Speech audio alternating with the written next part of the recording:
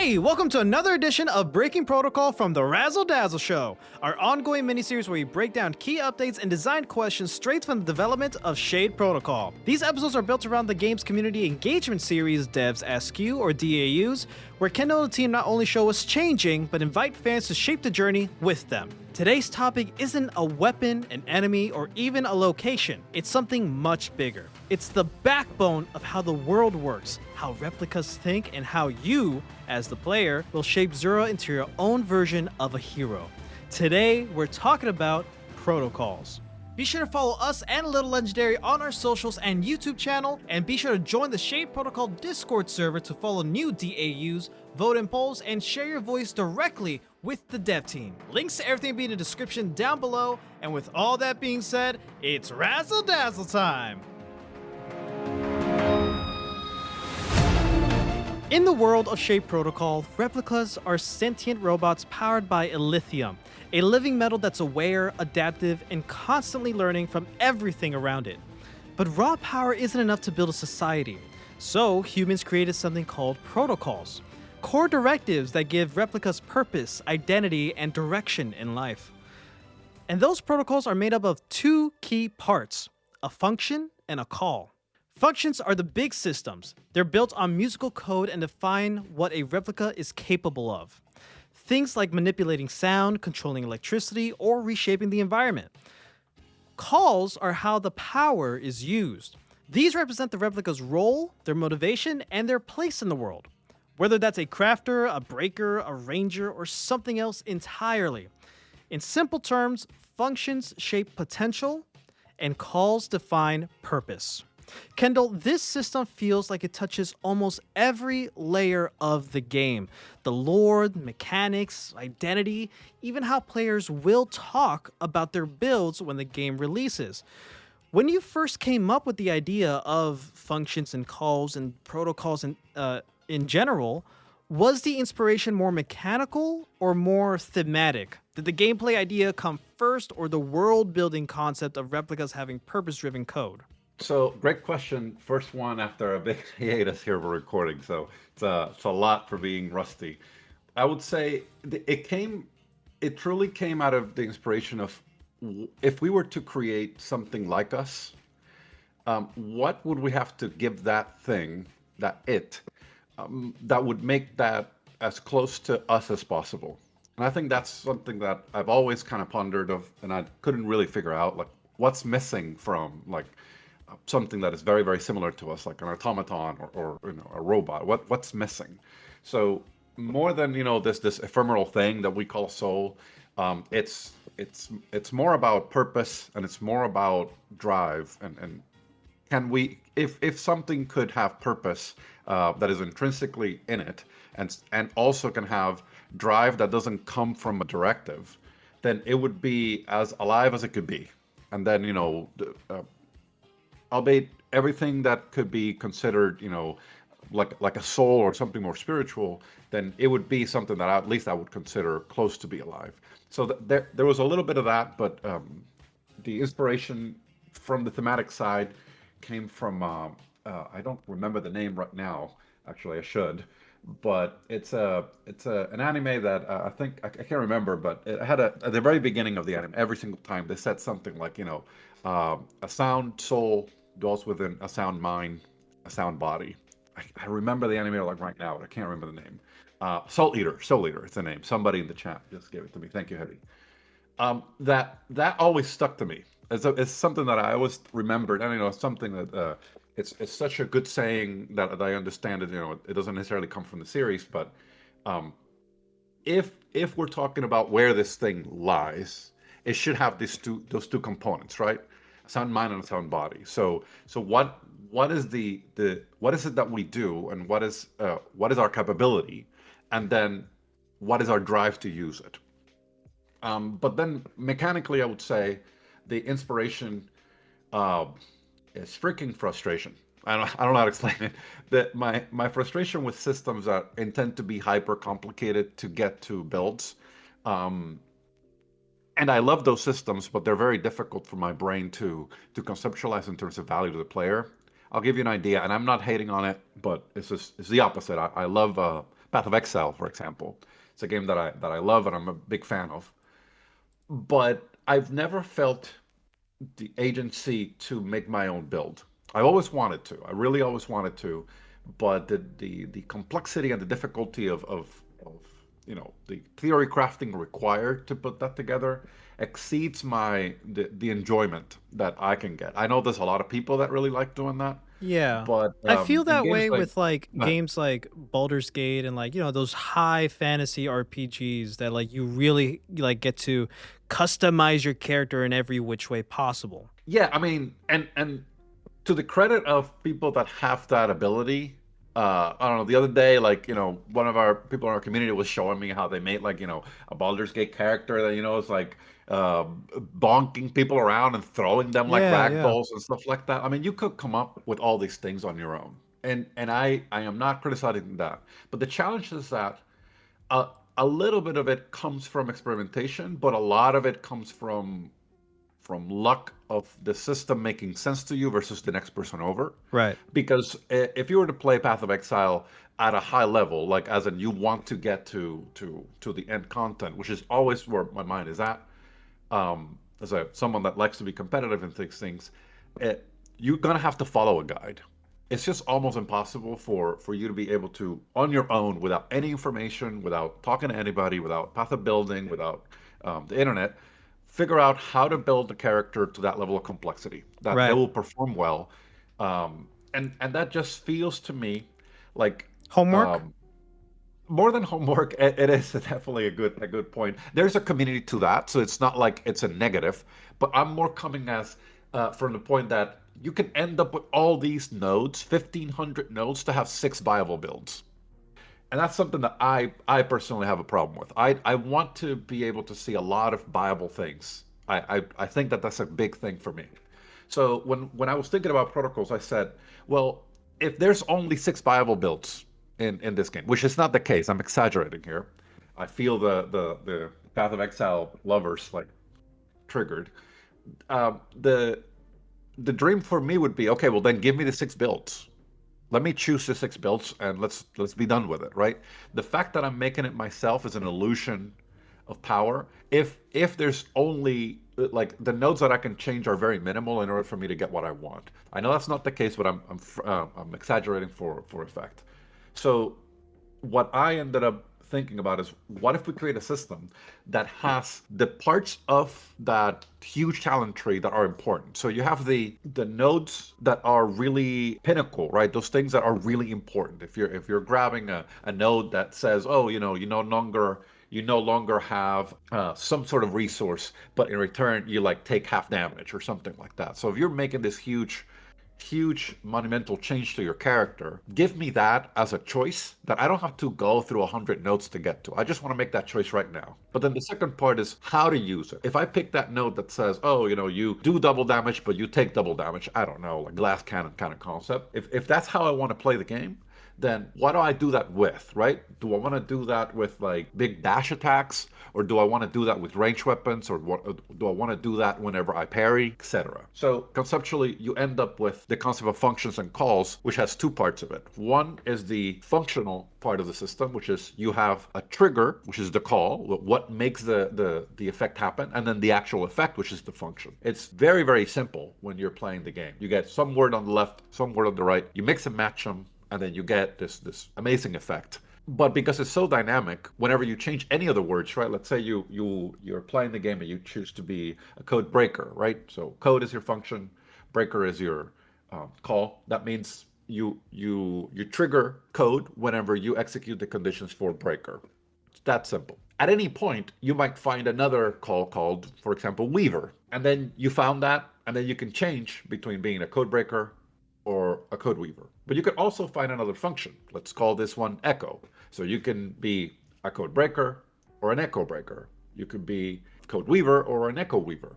So every time you find a single one of these things, the system is becoming larger and larger by magnitudes, right? You're improving it by a lot, which means that in the end, the player gets so much agency to create combinations of builds that are something that they love and that will be theirs without the need for the hyper complexity. So the complexity comes from finding them, from going in the world and finding the stories of these replicas, which we'll talk about in a minute here. But once you have them, um, it's just about putting them on. And I just can't tell you how excited I am for people to be able to talk in simple terms instead of saying, "Oh, I'm a I don't know, elemental weaving chronomancer, and and I have all these points." It's super complicated. Whereas somebody can tell another one, "Oh, I fought this boss as an Echo Weaver," and they instantly get what that means. It's like a Right. completely linear thought of, "Oh, I see what happened there." That might be a strategy I might employ because I was trying it as a code breaker, and that was really difficult for me. That Right. that's a It's part of the dream. in a way for I feel like very often in the Discord is very hard to, or at least when we were first talking about protocols when you made the DAU, it's like very hard to fully wrap your head around of like what does the functions and calls mean and how do they actually work, how what's the relationship.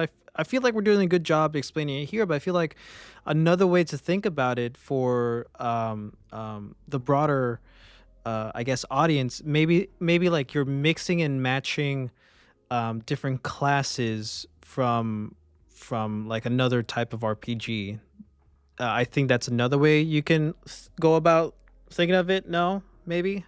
Yeah, I mean, I would say if we think about it like classes, then I would probably say that you're mixing pieces of the class, Right. right? So you're saying, "Oh, I want like the rage mechanic of the warrior, but I want like the spell levels of the sorcerer, for Right. example, Yeah. whatever that is, right? But in concept, it's really much simpler. It's really much simpler. Yeah. You have effects that are really crazy powerful. You guys haven't seen like what we're coming up with. What we I have think we've seen in in the second trailer is we do see a protocol with the drones. No. Yeah, the drones are so crazy powerful right now. So yeah, for context for people, if you've seen our second trailer, the one that we released recently from the podcast, the second trailer shows off the code um, function, which the code function pretty much says, whenever code is triggered, Zura summons like a little drone that chases you around, and that drone attacks on its own, and they level up, and they're pretty much they're very similar to kind of the drones from Silksong. I think they're very similar to that. We came up with this a while ago, but it doesn't matter. They did it really well. So it's kudos to them. We're going to learn from how they did it. But conceptually, the idea was to create this mid-range combat summoner build that doesn't exist in a Metroidvania, as a core class, as something that you could play the entire game, right? From the moment that you have this function, you could play as this kind of summoner class, and you don't have to change if you don't want to, or you could keep improving it by changing which call you set up with it, which would be the way you trigger this.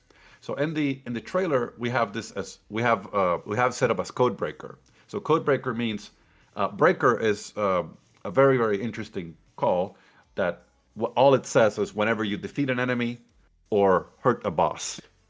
So that's all it says. Whenever you defeat an enemy or hurt a boss, then the other thing happens. The other thing is summon a little dude. They're called snack bots.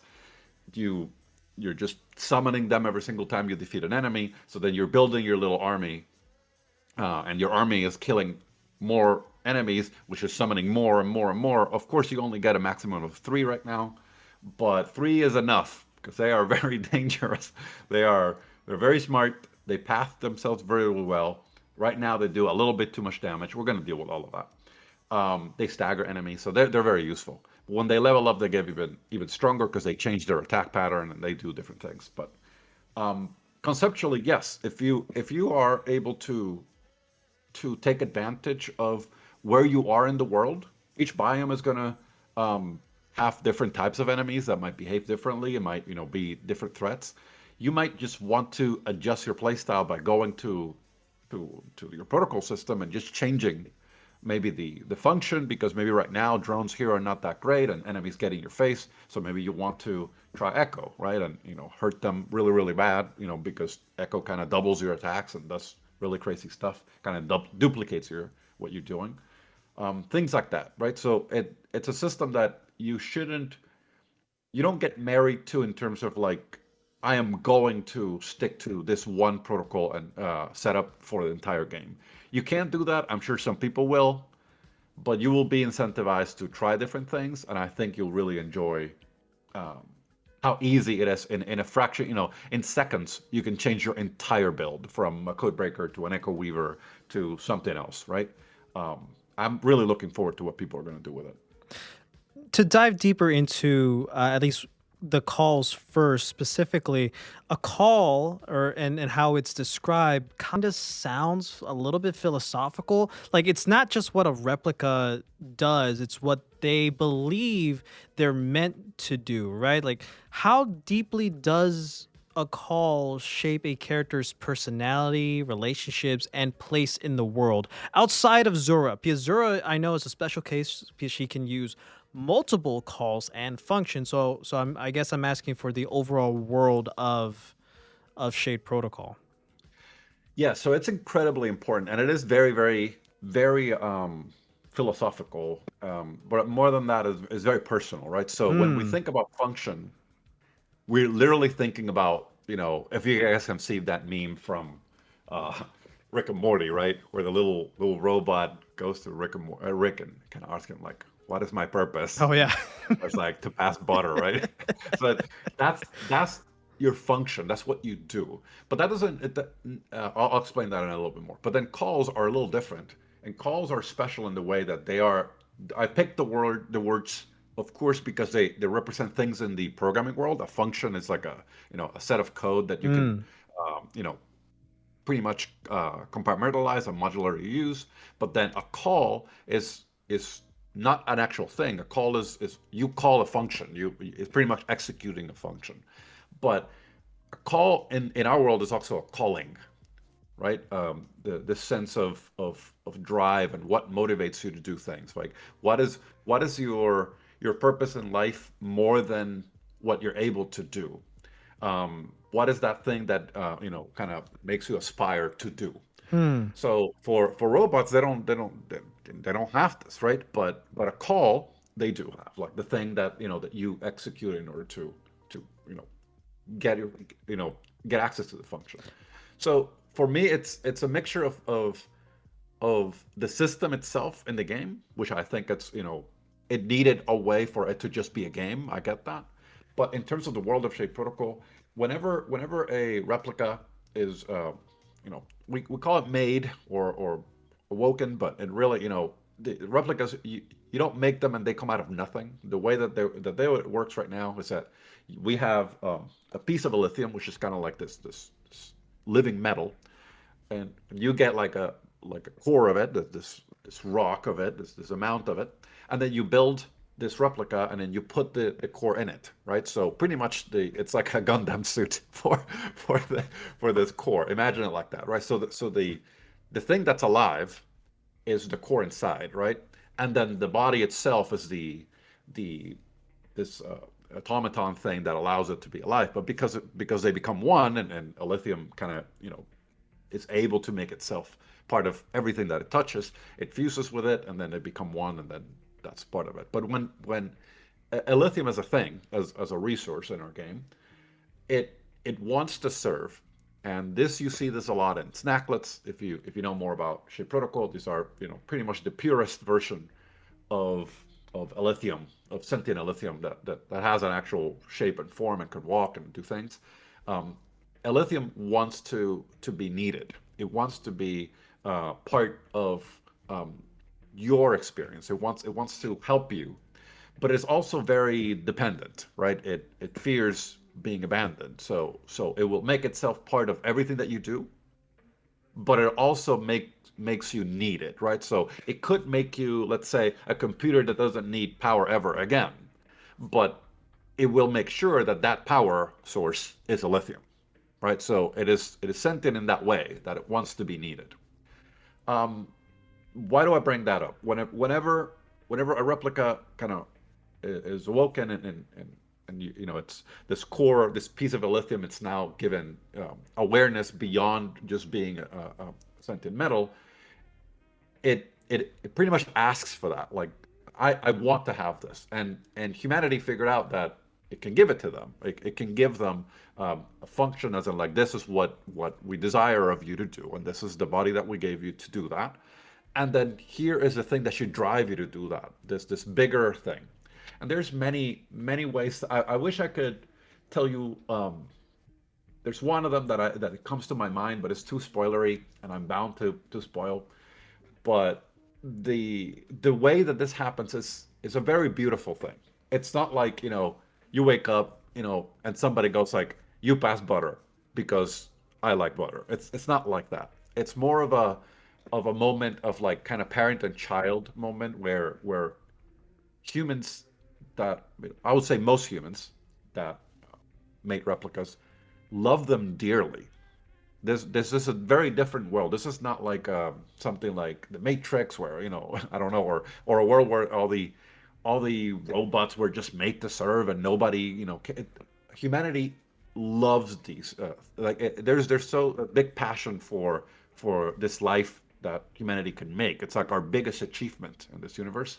So there is a sense of parental care. So whenever you make a robot, for example, like I don't know, I can't remember all of the Mega Man ones, but if you have like a robot that is cut man, right? Meant to go and cut trees, right? So you're gonna give them some sort of like that's your function, and that's what I need from you. But the calling would be greater than that.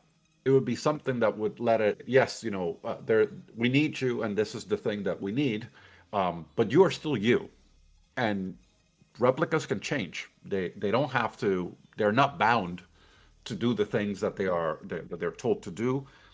They are free thinking beings, but they have a very difficult time, and that will be explained better in the game. They have a very difficult time when they don't have a purpose, and they don't have like a reason to do, because it is part of their sense of being and connection to this world, that they just need to have that. So if you don't give it to them, they will find it, and if they are to find it, sometimes it could be in a very warped way because they don't understand the world we do. So I'll kind of leave it there, but conceptually, humanity gives these things to replicas based on the things that they need, but it is mostly done with immense care. It is done with the idea that this being will live, and it should be cared for. It should have a wonderful life, but the fact that it wants to serve is unavoidable. This has been another episode of Breaking Protocol from the Razzle Dazzle Show. Want to help what Shade Protocol becomes? Join the Shade Protocol Discord server to follow new DAUs, vote in polls, and share your voice with the dev team directly. Go follow Shade Protocol on Kickstarter, and if you like this breakdown, check out our past spotlights and interviews with Kendall right here on the Razzle Dazzle Show. Remember, the future of Emeria is still being written.